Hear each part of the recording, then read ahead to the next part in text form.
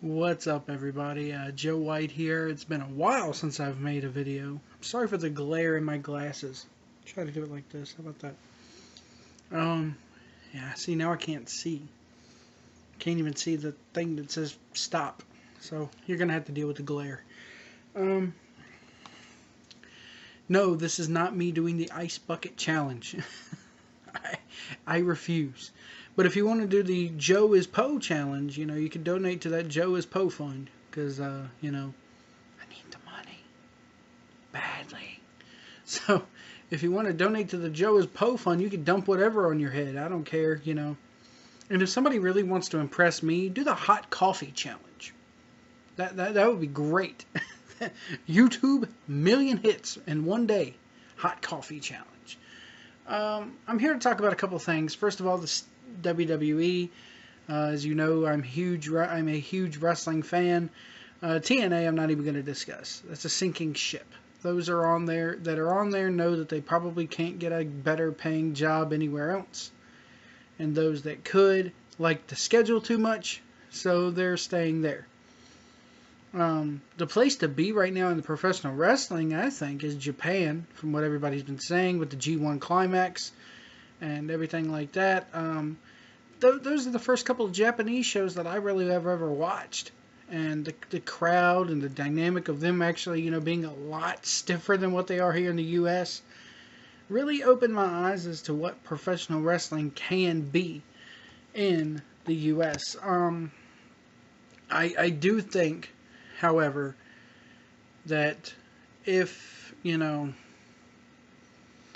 sorry, I'm trying to minimize this here to where it will reduce the glare, as it were. But it doesn't look like it's going to happen. I'm sorry. It seems to me that, let me see, let me try this. No, not working. It just seems to me like, professional wrestling is for the last year now, been on the cusp of popping back over the edge of where it was in the Attitude Era. It's never going to be exactly the same as it was in the Attitude Era, but it can, get popular once again. It can be popular. UFC is on a decline. A lot of people I've talked to have said, yeah, they just don't watch the UFC no more because everybody that started their little, I don't want to say it, but I will say it because it's a lousy comparison.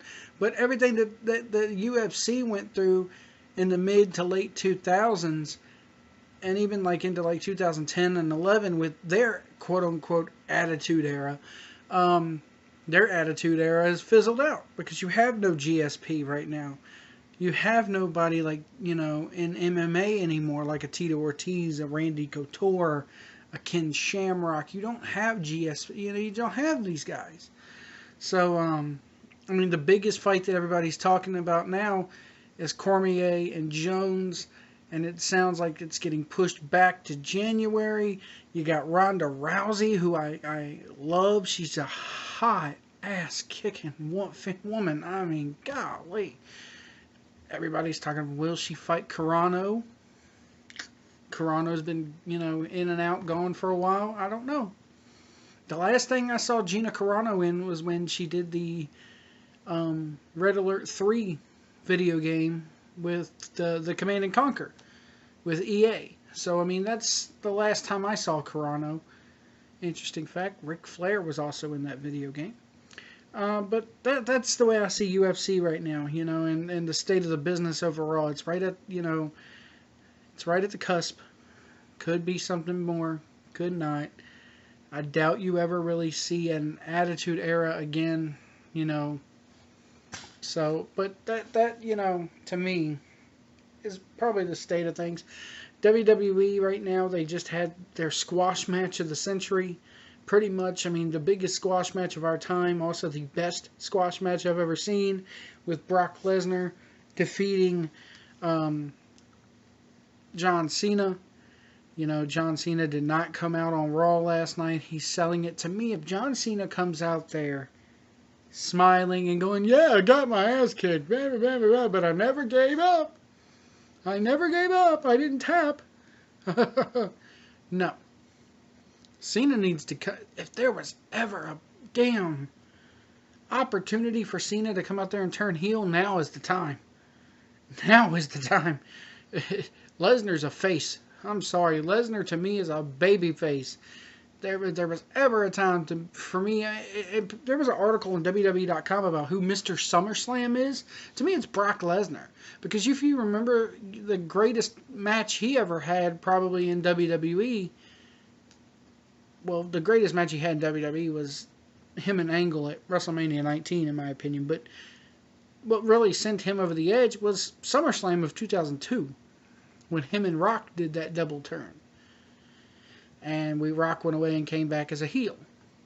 Cena could do this too, because if you go back to that match this past Sunday, there was a lot of shifting going on when that crowd as far as that crowd goes. A lot of people were chanting and cheering for Brock Lesnar by the end of that match, and even after the match. So anyway, that's just what I feel on Brock Lesnar winning the title. Everybody sits there and goes, "Oh, the new belt, it looks just like the old belt. It's only got the new..." Well, what do you expect? They just introduced that belt at the beginning of what, last year? This year even? Was it? Yeah, it was this year. So, no, it was last year, excuse me. Yeah, because Rock and Cena fought for that belt. Okay, sorry. So, I mean, what do you expect? A belt that's only maybe 2 years old? They're going to go redo the design? Yeah, the design is horrible. It's gaudy looking. It looks like a huge wristwatch. You know, it just put some numbers on it. It would, you know, it's a paperweight. But it's also a prop. Sorry, belts are props. So I don't, you know, get what the fuss is about with the belt. It's just a belt. Move on. They've had worse looking ones. Hell, look at the Divas title. So I mean, they've had worse and they've done worse. So I think that I just think that if, you know, if all we're really going to bitch about right now is their belt, then maybe they're doing good. Daniel Bryan, though, with his situation, scares the living daylights out of me, because here you have these people that are still chanting, yes, yes, yes. Yet, they're in no hurry to bring this guy back, it seems. It seems like, okay, we gave you what you wanted, but now he's injured, so haha, we get the last laugh, is what Vince and the rest of the creative are saying, pretty much. And it's true. They didn't want him to be the top guy. They still don't want him to be the top guy. That's what they're grooming Roman Reigns for. The problem is, and I find this hilarious, man. I just do, because the audience just keeps taking what WWE wants and just flips it over onto itself, because they're sitting there. They don't want a little skinny guy being a champion, and they're trying to, you know, they tried it with Batista, that flopped. Now they're trying it with Roman Reigns. They're not necessarily hot-shotting him, but they are making it to where he's going to be the guy in a few more months. You know, about 6 months, I think. Let's see, you got August. So you got September, October, November, December, January, February. About 7 or 8 months now. So, I mean, they're shooting him slowly. Not really hot-shotting. But at the same time, the fans know what's going on. They can sense what's going on. You know, it's like they're turning on him already. And the proof of that is Dean Ambrose. It's the fact of the guys are the people in the audience are sitting there going, we like all three of these guys, and we all think that they're top guys, but. And we know you want us to cheer for him, but we like him just a little bit more. We like Ambrose just a little bit more. We like his character. He's the Brian Pillman of the new millennium, so to speak. Or he pulls it off so well. He can cut promos. He can wrestle. He's funny when he needs to be funny. He's serious kick-ass heel when he needs to be a serious kick-ass heel.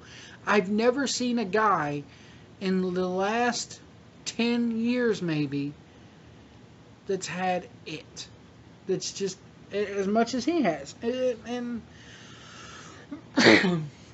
there have been guys that have had it, but they don't know how to use it, so to speak. Ambrose knows how to use it. He's taking his gimmick and his talents, and he's looking at WWE with it each and every week, going, yeah, you have something written for me that's not necessarily the greatest thing in the world to say, but I'm going to take it and I'm going to make it work. I'm going to get it over regardless if you want it to be over or not. I don't care how much you try to sabotage me. I'm going to get over. It's like when they put the polka dots on Dusty Rhodes. Dusty got him over. Ambrose, they're having, and the matches with him and Seth are awesome. You know, they're awesome matches. And the angle is good. But to me, it's backstage. People are probably looking at this guy going, you're not ready. And the fans are telling them otherwise. And they don't like it because they think they know what the fans want better than the fans do. I get so sick of hearing that from WWE people. Vince McMahon has even came out on TV and flat out said it before. You don't know what you want. Or you don't know what your audience wants better than what your audience does. John Cena versus Brock Lesnar coming up at Night of Champions. We've seen it time and time again where I want the heel exercises his rematch clause, so why not with John Cena? Like I said, as long as he doesn't come out goofy and smiling, going, yeah, I lost, but I'm going to beat you again. I'm going to get my title back. No. If WWE were smart, they'd have Lesnar take this title and keep it for a year. And not lose it until probably next year's SummerSlam. Because if you make this guy lose right away, it takes every bit of money you've put in him, every bit of time and energy you put in him. It makes every one of Paul Heyman's hard promos. God damn it, Paul Heyman is the best best manager in the business today. I don't care what every little body on the indie scene has to say about that. You can't touch the guy. You cannot touch Paul Heyman. Try as you might, but you just can't. I do find it a little ironic that about maybe 10 years ago, not even 10 years ago, probably about 3 or 4 years ago, Heyman was, they had just, word had just gotten out that he had talked to TNA and turned TNA down because he wanted an ownership stake in the company and he wanted to run the company. But Heyman gets on a show on AOL about MMA, and they ask him about TNA, going, yeah, if you were over, if I owned any wrestling company, or if I owned TNA, and you were over 40 years old, I'd chop your fucking head off because you have nothing really to offer me. It should be about younger guys. So now you got a guy on TV, you know, you got a guy on TV who is, sorry, the sleep mode on this computer keeps cutting in and out. You got a guy on TV now who's into his late 40s, maybe 50s. I don't know how old Paul Heyman is, but I know he's over 40. And you got him putting over Brock Lesnar, who, if he's not 40 yet, he's pushing 40. And they're the hottest act in the business. Kind of ironic, isn't it? You know, he changed his tune when the opportunity for money started kicking in. Now, but the thing about Heyman is, he's the hottest thing in the business. Nobody can touch him. Nobody can really touch Brock either. Because, I'm sorry, Brock did damn good. So, that's my take on wrestling. I want to spend the last 15 minutes of this video or so talking about my favorite show on TV. My favorite show on TV right now. And I'd rather watch this than wrestling. That's how big it is and important it is to me. And that's the Sons of Anarchy. We're approaching Sons of Anarchy's final season. It airs September 9th on FX. If none of you have gone out and watched this, go get Netflix right now and watch the first 5 seasons. Binge watch them. In fact, I don't even care if you click off this video, because if you haven't seen it, there's spoilers. But if you have not seen this show, you owe it to yourself to watch one of the best action, adventure, dramas, whatever you want to call it, comedies, whatever. This show has it all. You owe it to yourself to go watch this show.